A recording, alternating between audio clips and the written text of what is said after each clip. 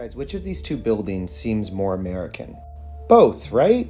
And it's weird that it's both. It's especially weird because they both existed at the same time. So the Capitol building started work in 1790 or whatever. Burnt down a few times and swapped architects, and there's a whole lot of yada yada. But this is the building that was around before there was indoor plumbing, before there was any plumbing. Because when they finished this building, the workers, I presume, went to an outhouse and took a shit. That's what our stupid history books tell us. They say plumbing wasn't accessible until 1853 in Washington, D.C. It's like, okay, you guys can carve massive chunks of sandstone, marble, granite, carve it intricately, but you don't have anywhere for your shit to go? You can't make pipes? That's our narrative. The White House, the president was shitting in a chamber pot in the White House. That doesn't make any fucking sense. These horse and buggy people can throw up the most massive, ornate, beautiful buildings that we would struggle to rival today, all by firelight and writing important foundational documents with quills and parchment and shitting in chamber pots. That's our history. And I think that's why they fucking have to